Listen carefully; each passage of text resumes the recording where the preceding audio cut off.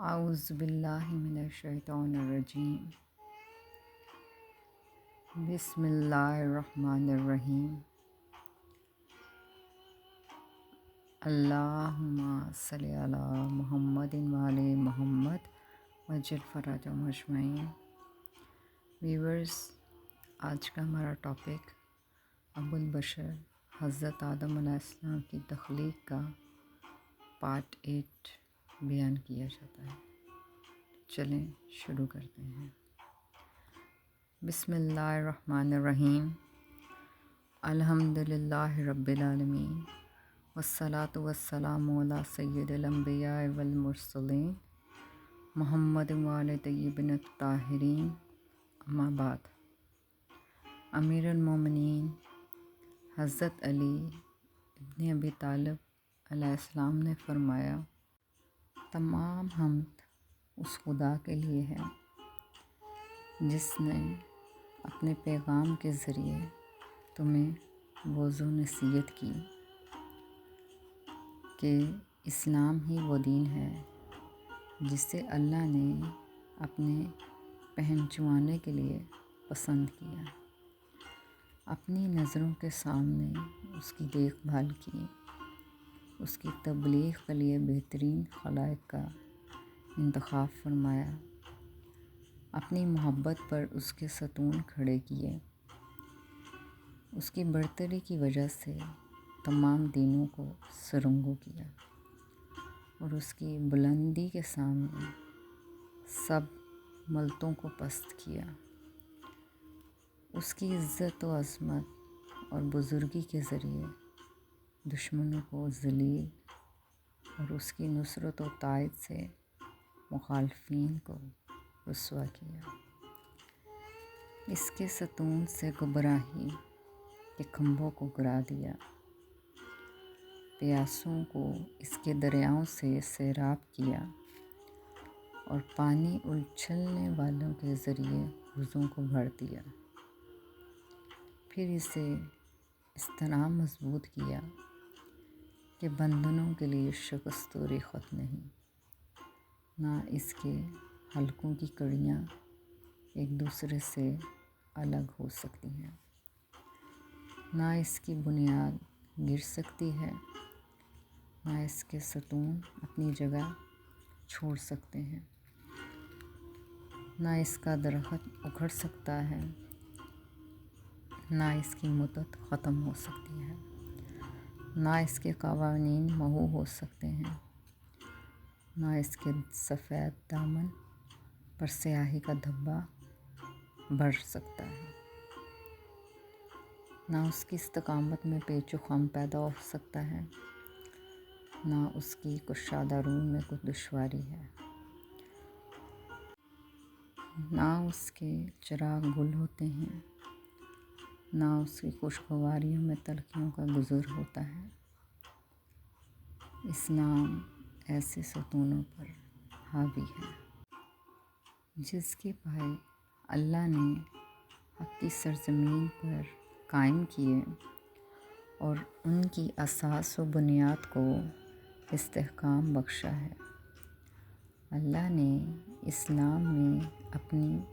انتہائی رضامندی، بلند ترین ارکان، اپنی اطاعت کی اونچی سطح کو قرار دیا ہے، چنانچہ اللہ کے نزدیک اس کے ستون مستحکم، اس کی عمارت سربلند، اس کی دلیلیں روشن، اس کی ضیائیں نور پوش اور اس کی سلطنت غالب ہے، جس کی بیخ کنی دشوار ہے۔ اس کی عزت و وقار کو باقی رکھو، اس کے احکام کی پیروی کرو، اس کے حقوق ادا کرو اور اس کے ہر حکم کو اس کی جگہ پر قائم رکھو۔ ابلیس ان دونوں کو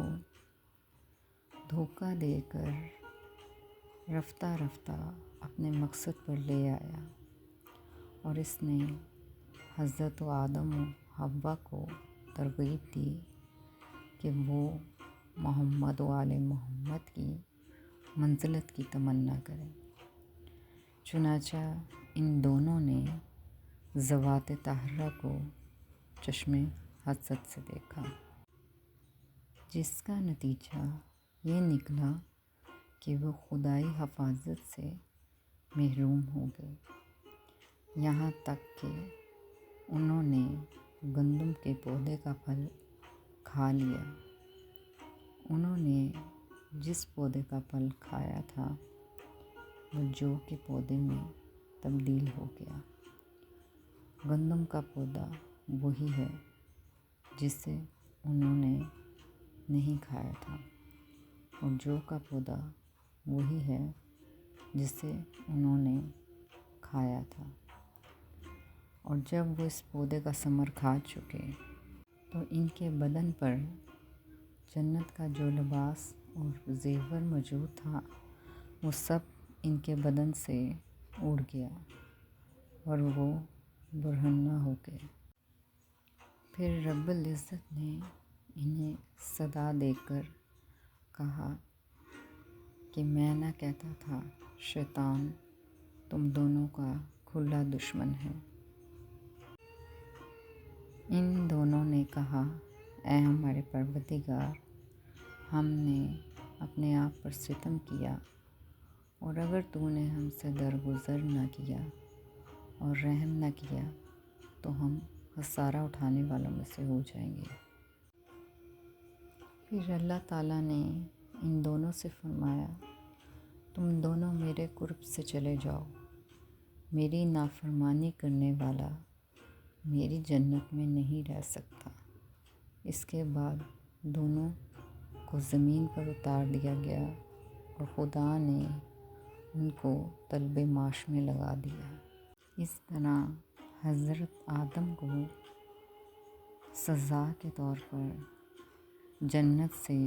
زمین کی طرف بھیج دیا گیا۔ حضرت آدم علیہ السلام نے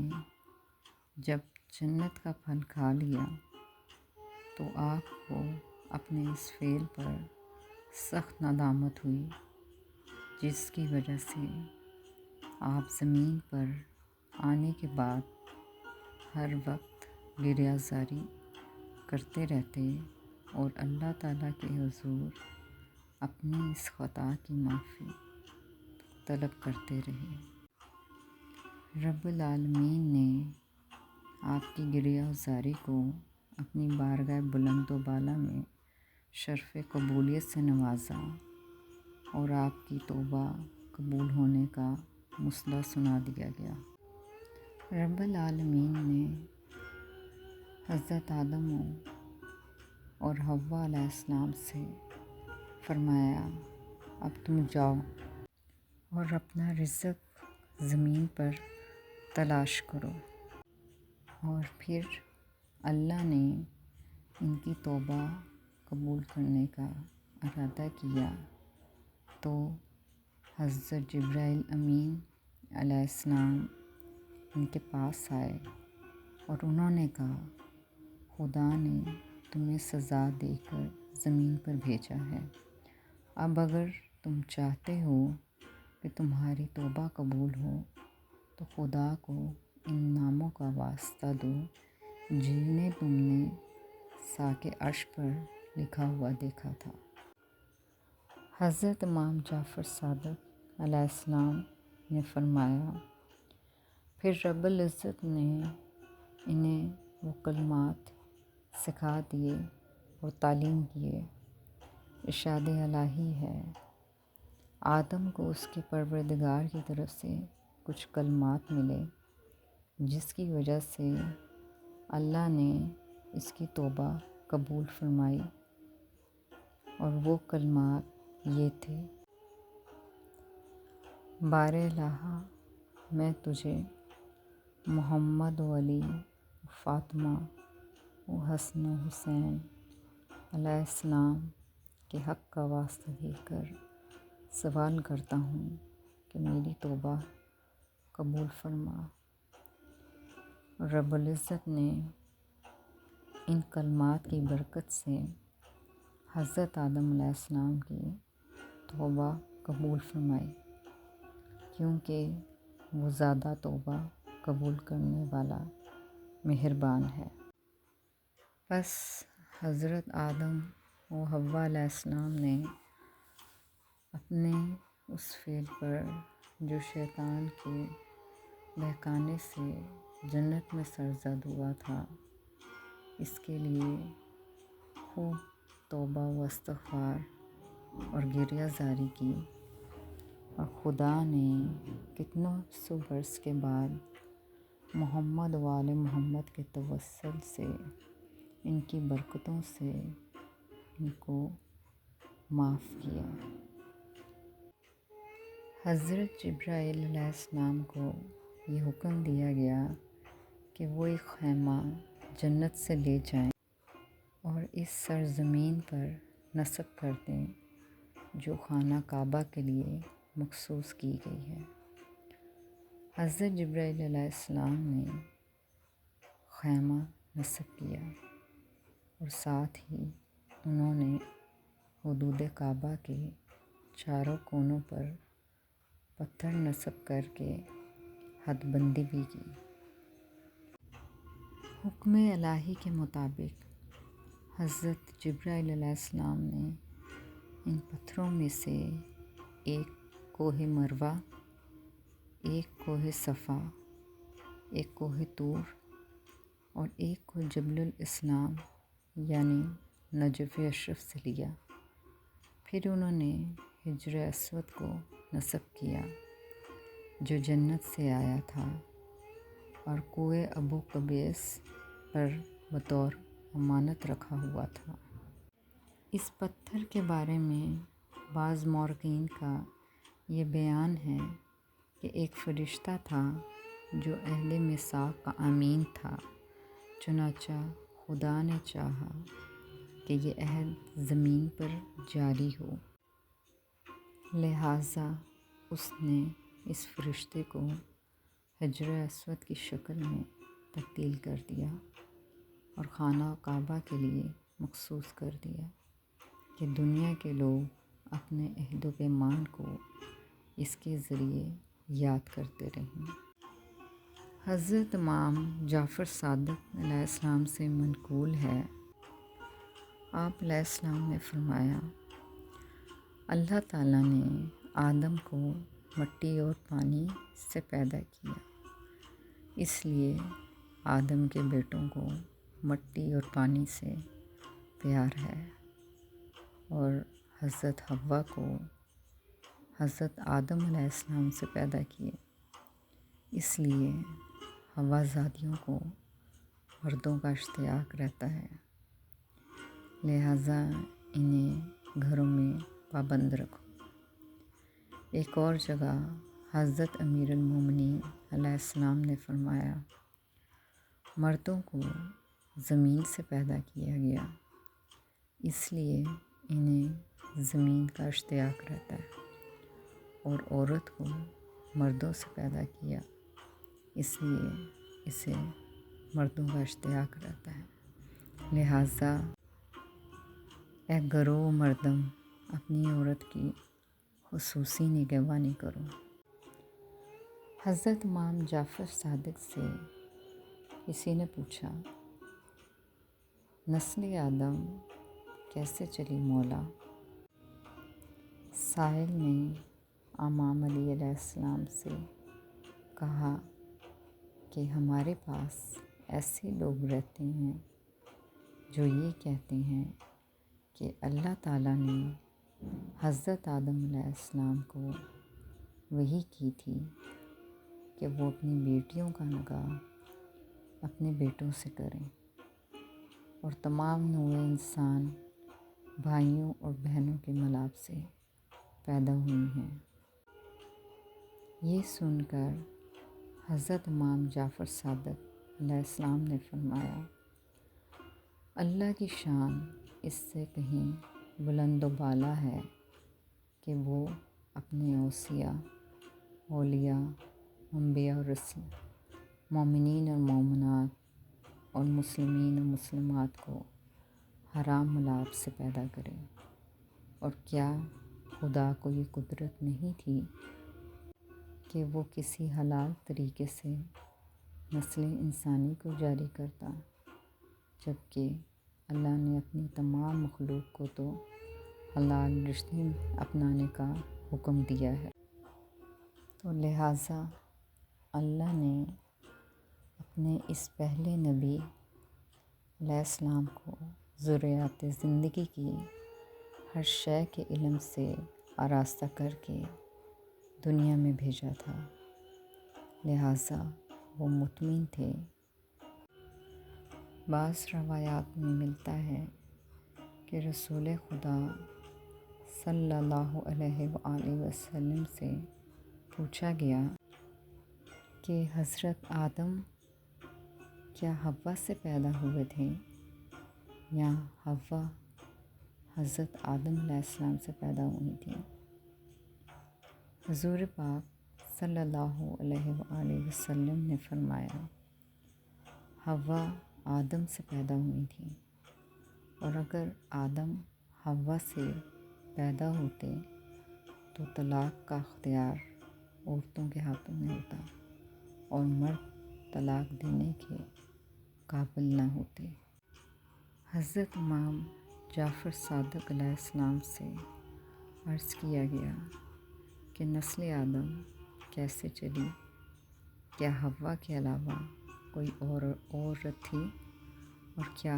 حضرت آدم علیہ السلام کے علاوہ کوئی دوسرا مرد تھا؟ آپ علیہ السلام نے فرمایا، اللہ تعالیٰ نے حضرت حوا کے شکم سے قابیل پیدا کیا، اس کے بعد خدا نے انہیں حابیل عطا کیا۔ حضرت آدم علیہ السلام کے یوں تو بہت سے بیٹے تھے، مگر حضرت شیث علیہ السلام اپنے باپ کے کمالات کے حامل تھے، لہٰذا وہی ان کے وصی اور جانشین قرار پائے۔ اس کے علاوہ دوسرے بیٹوں میں 2 بھائی حابیل اور قابیل تھے، جو صفات و کردار میں ایک دوسرے سے مختلف تھے، یعنی حابیل انتہائی نیک خصلت تھے اور قابیل انتہائی بدطینت۔ نیکیوں کی بنا پر باپ کی چشم التفات حابیل پر زیادہ رہتی تھیں، اس لیے قابیل ان کے لیے اپنے دل میں بغض و حسد رکھتا تھا۔ جب قابیل جوان ہوا تو اللہ نے اس کے لیے ایک جنی عورت کو انسانی شکل و صورت میں متشکل کر کے روانہ کیا، اور حضرت آدم علیہ السلام کو وحی فرمائی کہ اس سے قابیل کی شادی کر لیں۔ حضرت آدم علیہ السلام نے اللہ کے فرمان پر عمل کیا اور قابیل بھی راضی ہو گیا۔ پھر کچھ دنوں کے بعد حابیل جوان ہوا تو اللہ تعالیٰ نے اس کے لیے ایک حور کو نازل کیا، اور حضرت آدم علیہ السلام نے حکم الہی کے تحت حابیل کا اس سے نکاح کیا۔ بس ویورز، آج کا ہمارا چیپٹر یہاں پر تمام ہوا۔ پھر انشاءاللہ ملیں گے نیکسٹ اسی سیم ٹاپک کے ساتھ پارٹ 9 میں۔ والسلام، اللہم صلی علی محمد وعلی محمد وجل فرجہم اجمعین۔